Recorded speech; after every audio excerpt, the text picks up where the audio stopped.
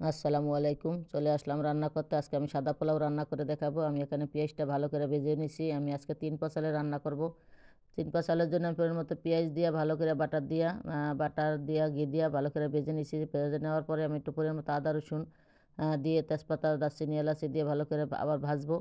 ভাজার পরে যখন দেখবো যেন পেঁয়াজটা লাল হয়ে গেছে বা আদা রসুনটা কষানো হয়ে গেছে, আজকে আমার নতুনদের উদ্দেশ্যে ভিডিওটা করা ঝটপট করব। দেখবেন যেন কিভাবে রান্না করলাম। আমার যদি এটা কষানো হয়ে গেল আমি চালটা দিয়ে দিব। চালটা দিয়ে তারপর কিছুক্ষণ কষাবো, ভাজবো চালটা। আর আমি শুধু একাই ঘি দিয়ে রান্না করতে পারেন, সয়াবিন দিয়ে রান্না করতে বাটা দিয়ে, আসলে যার যার এটা ব্যক্তিগত, যার যেরকম সাধ্যের মধ্যে যা আছে। আমি এখানে বাটার দিয়েছি আর ঘি দিয়েছি। আমি চালটা ভালো করে ভাজবো।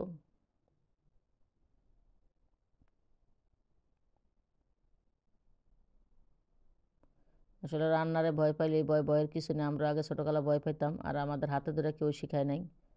কারণ অনেক নতুন ভাই বোনেরা কিন্তু ভয় পায় পোলাও রান্না করতে। পোলাওর কথা শুনলেই মনে করে যেন কী জানি জাদুমন্ত্র। আসলে কোনো জাদুমন্ত্র দেখেন, আমি ইচ্ছা মতো আমার পরিমাণ মতো আমি কিন্তু পানি দিতেছি, কিন্তু মাপামাপি নাই।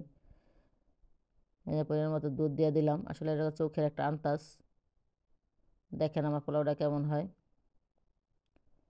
আর লবণটা পরিমাণে চেক করে নেবেন। আমি এখানে 2-3টা চারটা কাঁচামরিচ দিয়ে দিছি। মন চাইলে আপনি কিশমিশ ব্যবহার করতে পারেন। অনেক সময় তো রোস্ট রান্না করলে বাদাম টাদাম বাটলে ওখান থেকেও দিয়ে দিই, কিন্তু আজকে তো আমি রোস্ট রান্না করবো না। আমি আমার পরিমাণ মতো পানি দিয়ে ঢেকে দিলাম। আর লবণটা চেক করে নেবেন, কারণ পরে আর চেক করলেও কোনো কাজ হয় না। বলক আসলে আমি আবার একটা নাড়া দিব। এখানে আমি কটা বুট ব্যবহার করছিলাম, সই, এখানে ক্ষেতের থেকে, ইতালিতে আমি ক্ষেতের থেকে টোকাই আনছিলাম, চিড়ে আনছিলাম অবশ্য, মটরশুঁই। দেখেন আমি আর একটা নাড়া দিলাম। এই যে আমার পানি কিন্তু করে এই সাইডটা নিয়ে গেছে।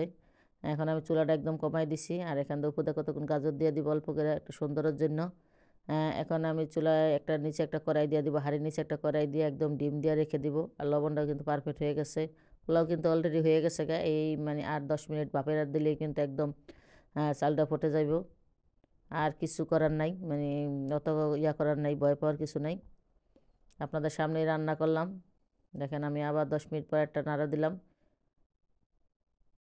দেখেন আমার পোলাও কিন্তু জর্জরা হয়ে গেছে, আর পানিও কিন্তু বেশি হয় নাই।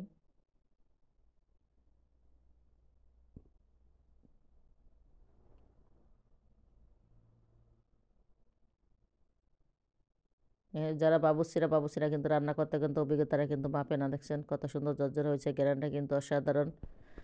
খাওয়ার জন্য সালাদ কেটে নিয়েছি। যারা আমার ইউটিউব থেকে দেখছেন চ্যানেলটি সাবস্ক্রাইব করে পাশে থাকবেন, আর যারা ফেসবুক থেকে দেখছেন একটি লাইক কমেন্ট শেয়ার দিয়ে পাশে থাকবেন।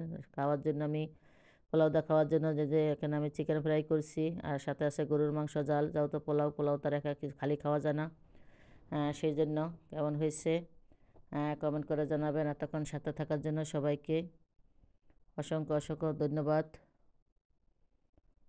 আল্লাহ হাফেজ।